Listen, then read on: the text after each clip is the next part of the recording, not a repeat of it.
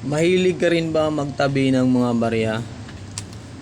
Well, tingnan mo po yung mga barya nyo. Baka mayroon kasing nahalo na mga valuable na may magkakaroon ng mataas na halaga balang araw. Kasi may mga year na mga hard to find, semi hard to find mga kabarya. Sa mga ganitong 5 piso na dilaw, mawawala na rin doon sa circulation balang araw dahil papalitan na ng 5 pisong bagong design in GC.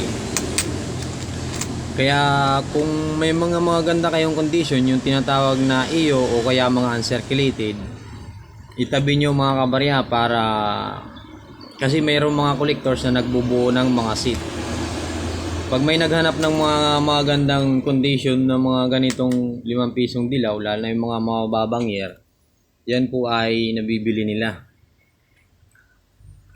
Pag maganda ang condition na mga kabarya. Ang 5 piso naman na ito na round at ang piso na ito ay sabi nila ay nakakalito. Kadalasan na nagreklamo dito ay mga jeepney driver at mga tindahan. Pati na rin po yung mga senior citizen. So medyo nakakalito nga mga kabarya dahil halos parehas ang kulay. Magkaiba lang yung diferensya ng laki ay kaunti lang talaga. So medyo nakakalito nga po talaga mga kabarya. Kaya ang 5 pisong round ay papalitan ng design, no? Marami na nga naglabasan ngayon na mga design na nanogal. So yung sinasabi lang sim hard to find ay 2017. Pero alam nyo ba mga kabarya na mayroon palang mas valuable pa na ganitong design, mas valuable pa kaysa 2017 at mas magkakaroon nyo ng may mataas na halaga balang araw. So yung sinasabi ko mga kabarya ay itong year 2020 na round, ano? So hindi natin inaasahan na may naibahagi pala nito sa publiko ang ganitong coins na may taong 2020, ano? Ito ay isang round na NGC, New Generation Currency.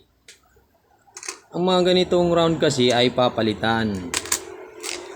Gagawing bagong design, yung naglabasan na ngayon na marami, yung nanogal, kung tawagin, nanogal ba yun? Kaya ito, nasukli sa atin. So na-excite din ako dahil ito nga ay may taong 2020, ano? So hindi natin inaasahan yun. Dahil inasahan ko na walang nagawang round na year 2020 pero mayroon na pala. Ayan.